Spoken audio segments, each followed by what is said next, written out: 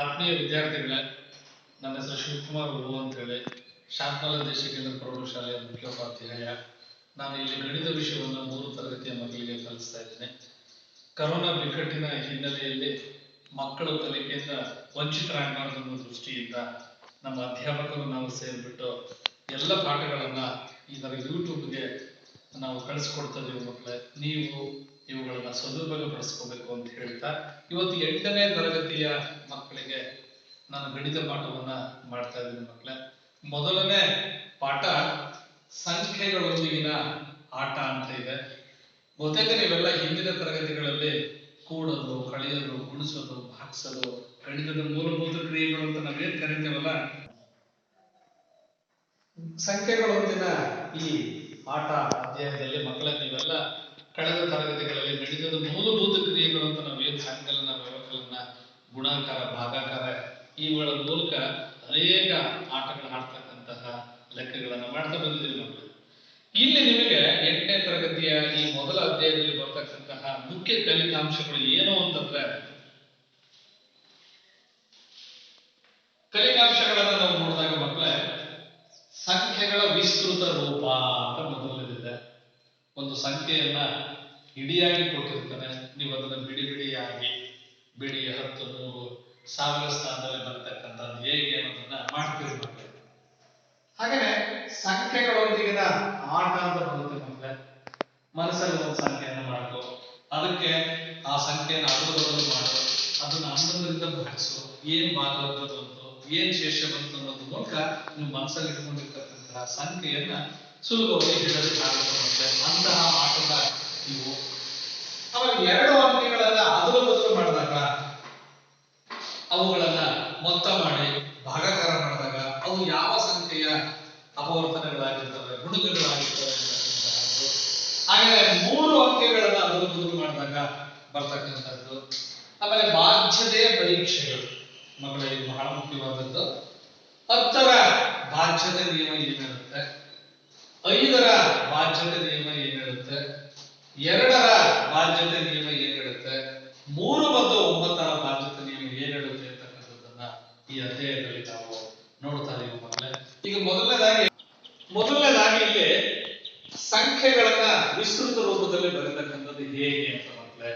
ಈಗ ನೋಡಿ, ಒಂದು ಉದಾಹರಣೆಯನ್ನ ತೆಗೆದುಕೊಳ್ತಾನೆ.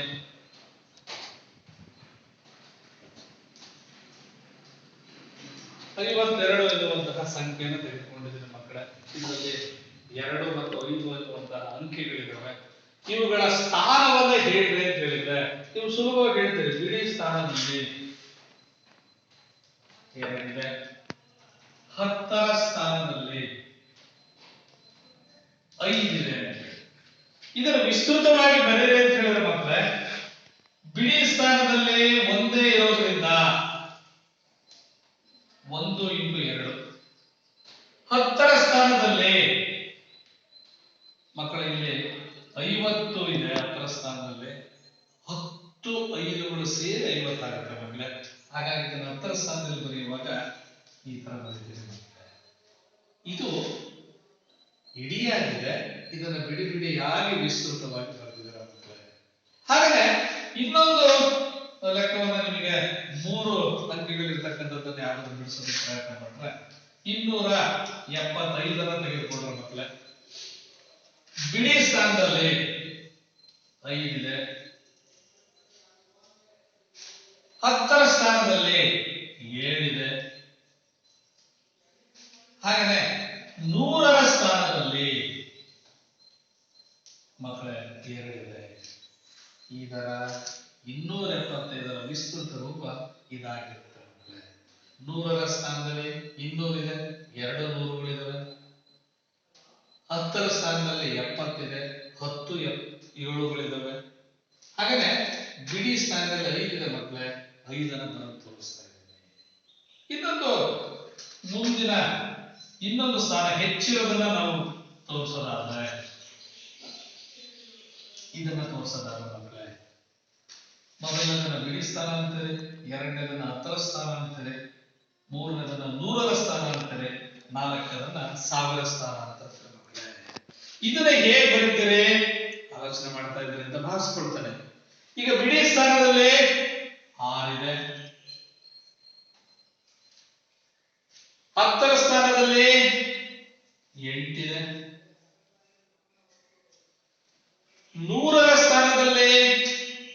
9 ಇದೆ. ಹಾಗೇನೆ 1000 ಸ್ಥಾನದಲ್ಲಿ 1 ಇದೆ ಮಕ್ಕಳೇ. ಈ ತರ ನಾವು ನಿಮಗೆ ಸಂಖ್ಯೆಯನ್ನು ಕೊಟ್ಟಾಗ ಅವುಗಳನ್ನ ವಿಸ್ತೃತ ರೂಪದಲ್ಲಿ ಬರೀತಕ್ಕಂಥದ್ದನ್ನ ನಾವು ಮನಗಾಣ್ತೀವಿ ಮಕ್ಕಳೇ. ನೆಕ್ಸ್ಟ್ ಬಂದ್ರೆ ಮಕ್ಕಳೇ ವಿಸ್ತೃತ ರೂಪವನ್ನ ಬರೀರಿ ಅಂತ ಸಾಮಾನ್ಯ ರೂಪವನ್ನ ವಿಸ್ತೃತ ರೂಪವನ್ನ ಬರೀರಿ ಅಂತ ತಕ್ಷಣ ನೋಡಿ ಇದೇ ಉದಾಹರಣೆಗಳನ್ನ ತೆಗೆದುಕೊಂಡ್ರೆ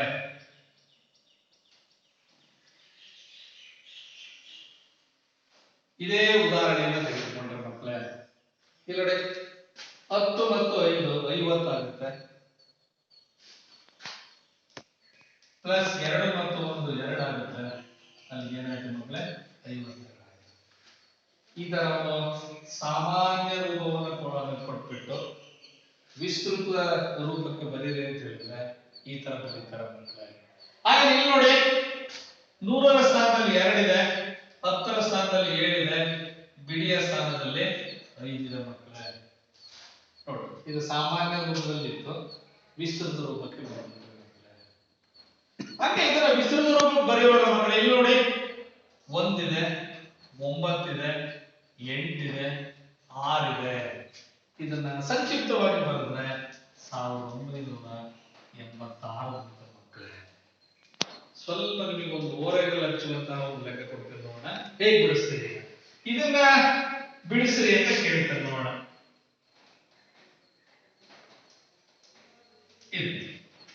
ಈಗ 0 ಬಂದ್ಬಿಡಿದೆ ಮಕ್ಕಳೇ. ಇದೇ ತರ ಮಕ್ಕಳೇ ಈಗ 302 ಅಂತಕ್ಕಂತಹ ಒಂದು ಸಂಖ್ಯೆಯನ್ನು ಕೊಟ್ಟಿದ್ದೇನೆ. ಇಲ್ಲಿ ನೋಡಿ ಬಿಡಿ ಸ್ಥಾನದಲ್ಲಿ ಏನಿದೆ 1 ಇದೆ ಮಕ್ಕಳೇ, 10ರ ಸ್ಥಾನದಲ್ಲಿ 0 ಬರೀಬೇಕು ಅದ ಮಕ್ಕಳೇ. ಹಾಗಾದ್ರೆ 100ರ ಸ್ಥಾನದಲ್ಲಿ 3 ಇದೆ ಮಕ್ಕಳೇ. ಹೀಗೆ ನಾವು ಶೂನ್ಯ ಬಂದಾಗ ಅದೇನಿಲ್ಲ ಅಂತಂದ್ರೆ ಶೂನ್ಯ ಅಂತಾನೆ ಬರೀಬೇಕಾಗುತ್ತೆ ಮಕ್ಕಳೇ.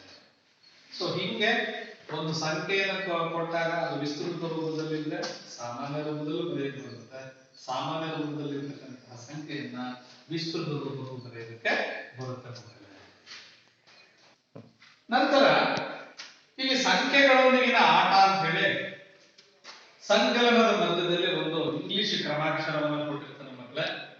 ಆ ಇಂಗ್ಲಿಷ್ ಕ್ರಮಾಕ್ಷರದ ಬೆಲೆ ಎಷ್ಟು ಅಂತ ಕಂಡುಹಿಡಿತಕ್ಕಂಥದ್ದು. ಇಲ್ಲಿ ಒಂದು ಉದಾಹರಣೆ ಕೊಟ್ಟಿದೆ ಮಕ್ಕಳೇ. 3a ಪ್ಲಸ್ 2 5 ಸಂಕಲನ ಮಾಡಿದಾಗ b ಮತ್ತು 2 ಉತ್ತರ ಬಂದ್ರೆ a ಮತ್ತು b ನ ಬೆಲೆಯನ್ನ ಕಂಡುಹಿಡಿಯಿರಿ ಅಂತ ಹೇಳಿ ಮಕ್ಕಳೇ. ನೋಡಿ ಇದಕ್ಕೆ ನಾನು ಯಾವ ಸಂಖ್ಯೆಯನ್ನ ಅಂಕಿಯನ್ನ ತೆಗೆದುಕೊಂಡು 5ರಿಂದ ಕೂಡಿದರೆ 12 ಆಗುತ್ತೆ ಅಂತ ನೋಡ್ತೀನಿ ಮಕ್ಕಳೇ. ಈಗ ನಾನು ಇದಕ್ಕೆ 7 ತೆಗೆದುಕೊಳ್ತೇನೆ ಅಂತ ಭಾವಿಸ್ಕೊಳ್ಳೋದು. 7 5ಕ್ಕೆ ಕೂಡಿದಾಗ 12 ಬರುತ್ತೆ ಮಕ್ಕಳೇ. ಇಲ್ಲಿ ಒಂದು ದಶಕವನ್ನ ತೆಗೆದುಕೊಳ್ತಾನೆ. 1ಕ್ಕೆ 3 ಸೇರಿಸಿದ್ರೆ 4 ಆಗುತ್ತೆ, 4ಕ್ಕೆ 2 ಸೇರಿಸಿದ್ರೆ 6 ಬರುತ್ತೆ ಮಕ್ಕಳೇ. ಹಾಗಾಗಿ ಬಿಡಿ ಸ್ಥಾನದಲ್ಲಿ ನಾನು 7 ತೆಗೆದುಕೊಂಡಾಗ 10ರ ಸ್ಥಾನದಲ್ಲಿ 6 ತೆಗೆದುಕೊಂಡಾಗ ನನಗೆ ಎ ಬೆಲೆ 7 ಅಂತ ಆಗುತ್ತೆ, ಬಿ ಬೆಲೆ 6 ಅಂತ ಆಗುತ್ತೆ. ಹೀಗೆ ಅನೇಕ ಲೆಕ್ಕಗಳನ್ನು ನಿಮ್ಮ ಪಠ್ಯಪುಸ್ತಕದಲ್ಲಿ ಕೊಟ್ಟಿದ್ದಾನೆ. ಹಾಗಾಗಿ ಇನ್ನೊಂದು ಉದಾಹರಣೆ ಲೆಕ್ಕ ಇದೆ, ಇದನ್ನು ನೀವು ಮಾಡ್ತೀರಾ ಅಂತೇಳಿ ನಾನು ಭಾವಿಸ್ಕೊಳ್ತೀನಿ ಮಕ್ಕಳೇ.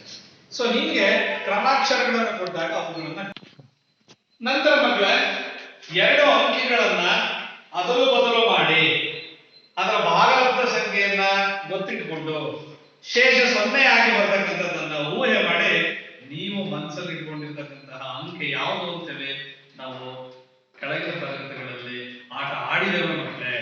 ಅದಕ್ಕೆ ನನಗೆ ಒಂದು ಉದಾಹರಣೆ ತೆಗೆದುಕೊಂಡಿದ್ದೇನೆ ಮಕ್ಕಳೇ. ಎ ಮತ್ತು ಬಿ ಎನ್ನುವಂತಹ 2 ವಿದ್ಯಾರ್ಥಿಗಳು ಇರ್ತಾರೆ. ಎ ವಿದ್ಯಾರ್ಥಿ ತುಂಬಾ ಜಾಣ ಇರ್ತಾನೆ. ಅವನು ಬಿ ವಿದ್ಯಾರ್ಥಿಗೆ ಹೇಳ್ತಾನೆ, ನಿನ್ನ ಮನಸ್ಸಲ್ಲಿ ಒಂದು ಅಂಕಿಯನ್ನ ಇಟ್ಕೊಳಪ್ಪ ಅಂತ ಹೇಳಿ. ಸರಿ ಅವನು ಇಟ್ಕೊಳ್ತಾನೆ. ಆಮೇಲೆ ಅವನು ಅದನ್ನ ಅದಲು ಬದಲು ಮಾಡಪ್ಪ ಅಂತ ಹೇಳ್ತಾನೆ. ಸರಿ ಮಾಡಿದ್ದೀನಿ ಅಂತಾನೆ. ಅವೆರಡನ್ನ ಮೊತ್ತ ಮಾಡಪ್ಪ ಅಂತ ಹೇಳ್ತಾನೆ. ಅವೆರಡನ್ನೂ ಮೊತ್ತ ಮಾಡ್ತಾನೆ. ಈಗ ಅದನ್ನ 11ರಿಂದ ಭಾಗಿಸಪ್ಪ ಅಂತ ಹೇಳ್ತಾನೆ. ಅವನು ಭಾಗಾಕಾರ ಕ್ರಿಯೆಯನ್ನು ಮಾಡಿಬಿಟ್ಟು ಮುಚ್ಕೊಂಡಿರ್ತಾನೆ. ಭಾಗಲಬ್ಧ ಸಂಖ್ಯೆ ಎಷ್ಟು ಬಂತಪ್ಪ ಅಂತ ಹೇಳ್ತಾನೆ. ಅವನು ಅವನೊಂದು ಸಂಖ್ಯೆನ ಹೇಳ್ತಾನೆ ಇಷ್ಟು ಬಂದಿದೆ ಅಂತ. ಶೇಷ ಏನ್ ಬಂದಪ್ಪ ಅಂತ 0 ಬಂದಿದೆ ಅಂತ ಹೇಳ್ತಾನೆ. ಆಗ ಅವನು ತಟ್ಟನಂಗೆ ಆ ಭಾಗಲಬ್ಧ ಸಂಖ್ಯೆಯನ್ನ ಆ ವಿದ್ಯಾರ್ಥಿಗೆ ಹೇಳಿ ಅವನನ್ನ ಚಕಿತನನ್ನಾಗಿ ಮಾಡ್ಬಿಡ್ತಾನೆ ಮಕ್ಕಳೇ. ಅದ್ ಹೇಗೆ ಅಂತಕ್ಕಂಥದ್ದನ್ನ ನಾನು ಇಲ್ಲಿ ಒಂದು ಉದಾಹರಣೆ ಮೂಲಕ ತೋರಿಸ್ತೀನಿ ಮಕ್ಕಳೇ. ನೀವು ಇಬ್ರು ಇರ್ತೀರಿ, ಎ ಮತ್ತು ಬಿ ಅಂತ ನಿಮ್ಮ ಹೆಸರನ್ನ ಕರೆಯೋಣ, ಅಥವಾ ಸಿಂಧು ಮತ್ತು ರಶ್ಮಿ ಅಂತ ಇಟ್ಕೊಳ್ಳೋಣ. ಈಗ ಸಿಂಧು ರಶ್ಮಿಗೆ ಹೇಳ್ತಾಳೆ ಮನಸ್ಸಲ್ಲಿ ಒಂದು ಸಂಖ್ಯೆಯನ್ನು ಇಟ್ಕೊಂಡ್ಬಿಡ್ತಾಳೆ, ಅವಳು 27 ಅಂತ ಇಟ್ಕೊಂಡಿರ್ತಾಳೆ ಅಂತ ಹೇಳಿ. ಇದನ್ನ ಅದರ ಬದಲು ಮಾಡಿದ್ರೆ ಏನ್ ಬರುತ್ತೆ? 72 ಬರುತ್ತೆ. ಇವೆರಡನ್ನ ಮೊತ್ತ ಮಾಡಿದ್ರೆ 27 ಪ್ಲಸ್ 72 ಮಕ್ಕಳೇ. ಇವ್ರು ಕೂಡಿದ್ರೆ 7ಕ್ಕೆ 2 ಸೇರಿಸಿದ್ರೆ 9, ಮತ್ತೆ 7ಕ್ಕೆ 2 ಸೇರಿಸಿದ್ರೆ 9 ಮಕ್ಕಳೇ. ಇದನ್ನ 11ರಿಂದ ಭಾಗಿಸಿದ್ರೆ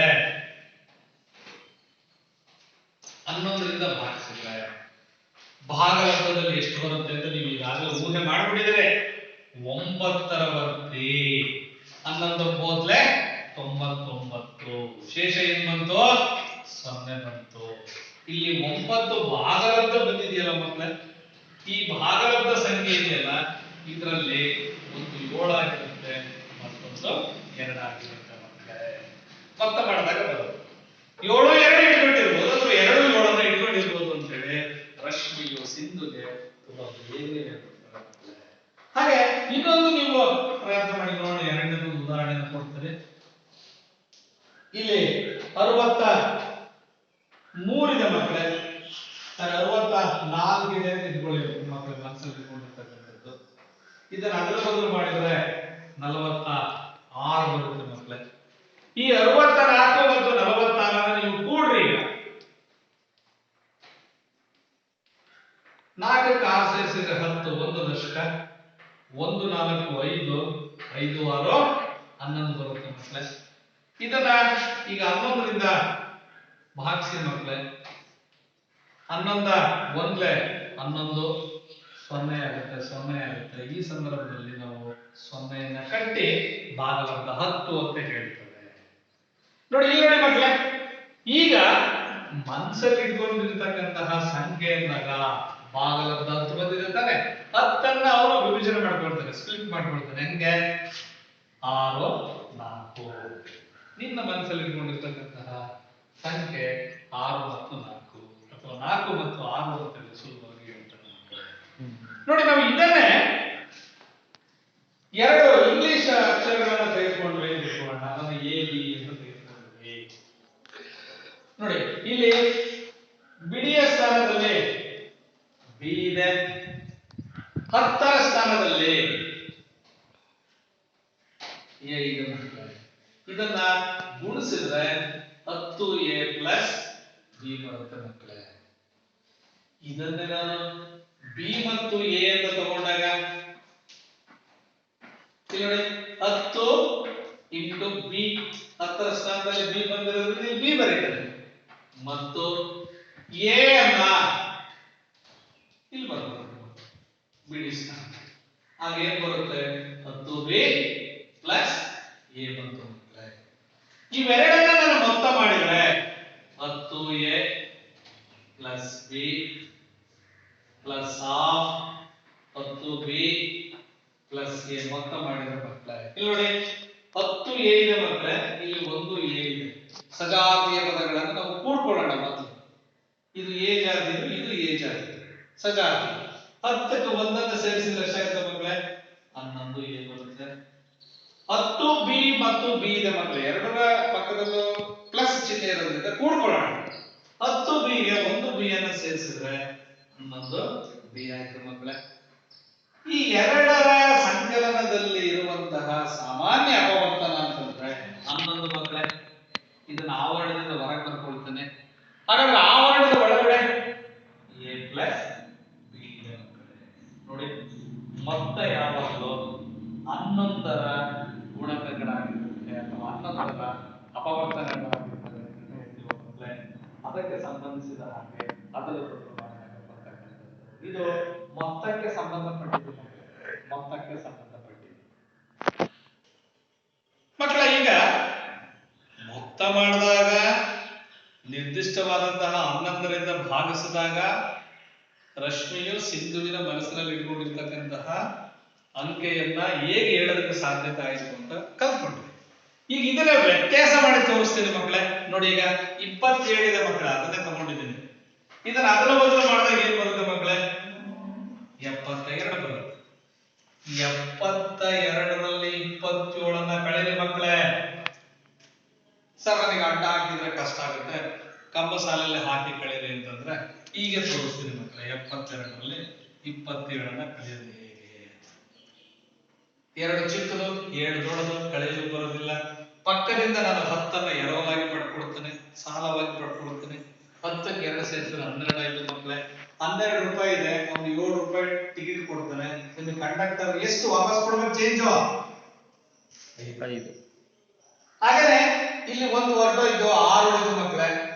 6ರಲ್ಲಿ 2 ಕಳಿತೀನಿ, 4 ಬಂತು, 45 ಆಯ್ತು ಮಕ್ಕಳೇ. ಈ 45ಅನ್ನ ನೋಡ್ರಿ, ನಾನೀಗ 9ರಿಂದ ಭಾಗಿಸ್ತೇನೆ. ಹೌದಾ ಮಕ್ಕಳೇ? 9ರಿಂದ ಎಷ್ಟು ವರ್ತಿ ಹೋಗುತ್ತೆ? 45 ಭಾಗ ಆಗ್ಬೇಕು ಅಂತಂದ್ರೆ 9 ರೂಪಾಯಿಗೆ ಬರೋದು ತಟ್ ಅಂತ ಹೇಳ್ಬಿಡ್ತೀರಿ. 9 5 45. 0 0 ನೋಡಿ, ಇಲ್ಲಿ 5 ಬಂದಿದ್ಯಾ? ಇಲ್ಲಿ ಕಳೆಯೋದನ್ನ ನಾವು ಅನುಸರಿಸಿದೀವ. ಯಾವ 2 ಸಂಖ್ಯೆಗಳನ್ನ ಕಳೆದಾಗ 5 ಬರುತ್ತೆ ಅಂತಂದ್ರೆ 7ರಲ್ಲಿ 2ನ್ನ ಕಳೆದ್ರೆ ಏನ್ ಬರುತ್ತೆ? 5 ಬರುತ್ತೆ. ಇದನ್ನೇ ನಾವು ಆಗಲೇ ಆ ಸೂತ್ರದಲ್ಲಿ ನೋಡಿದ್ರೆ ಎ ಬಿ ಅಂತ ಇಟ್ಕೊಂಡಿದ್ದೀನಿ 2 ಅಂಕೆಗಳನ್ನ. ಅದನ್ನ 10a ಮೈನಸ್ ಬಿ ಅಂತ ಬರ್ಕೊಳ್ಬಹುದು. ಹಾಗೇನೆ ಬಿ ಎ ಅಂತ ತಗೊಂಡಾಗ 10b ಮೈನಸ್ ಎ ಅಂತ ತಗೋಬಹುದು. ಈಗ ಮೊದಲನೇದರಲ್ಲಿ 2ನೇದನ್ನ ನಾವು ಕಳೆದು ಬಿಟ್ರೆ ಕಳೆದಾಗ ಏನಾಗುತ್ತೆ? 10ರಲ್ಲಿ 1 ಕಳೆದ್ರೆ 9 ಎ ಬರುತ್ತೆ ಮೈನಸ್ 10b ನಲ್ಲಿ 1 ಬಿ ಅನ್ನ ಕಳೆದ್ರೆ 9 ಬಿ ಬರುತ್ತೆ ಮಕ್ಕಳೇ. ಇಲ್ಲಿ ಸಾಮಾನ್ಯ ಅಪವರ್ತನ 9ಅನ್ನು ಹೊರತೆಗಿತೀನಿ. ಆವರಣದ ಒಳಭಾಗದಲ್ಲಿ a ಮೈನಸ್ b ಉಳಿಯುತ್ತೆ ಮಕ್ಕಳೇ. 2 ಸಂಖ್ಯೆಗಳನ್ನ ಅದರ ಬದಲು ಮಾಡಿದಾಗ ಆ ನಿರ್ದಿಷ್ಟವಾದಂತಹ ಸಂಖ್ಯೆಯನ್ನು ಹೇಳ್ಬೇಕು ಅಂತಂದ್ರೆ ಅದು 9ರ ಗುಣಕವಾಗಿರುತ್ತೆ, ಇಲ್ಲ 9ರ ಅಪವರ್ತನವಾಗಿರುತ್ತೆ. ಈ ತರ ನಾವು ಆ ಸಂಖ್ಯೆಗಳನ್ನ ಮನಸ್ಸಲ್ಲಿ ಇಟ್ಕೊಂಡಿರ್ತಕ್ಕಂಥದ್ದನ್ನು ಹೇಳ್ಬೋದು ಮಕ್ಕಳೇ. ಇದರ ಮುಂದಿನ ಭಾಗ ಬಾಧ್ಯತೆಯ ನಿಯಮಗಳು ಬರುತ್ತೆ ಮಕ್ಕಳೇ. ಮುಂದಿನ ತರಗತಿಗಳಲ್ಲಿ ತಿಳಿಸ್ಕೊಡ್ತೇನೆ. ಇಂತಹ ಅನೇಕ ಲೆಕ್ಕಗಳನ್ನು ನಿಮ್ಮ ಅಭ್ಯಾಸದಲ್ಲಿ ಕೊಟ್ಟಿದ್ದಾನೆ. ನೀವು ಪ್ರಯತ್ನ ಮಾಡಿ, ಬರದೇ ಇದ್ದರೆ ಫೋನ್ ಮೂಲಕ ಸಂಪರ್ಕ ಮಾಡಿ, ನಿಮಗೆ ಸದಾ ಉತ್ತರವನ್ನು ಕೊಡ್ತೀವಿ. ಇಷ್ಟ ತನಕ ಈ ತರಗತಿಯನ್ನು ಕೇಳಿದ್ದಕ್ಕೆ ನಮಗೆ ಧನ್ಯವಾದ.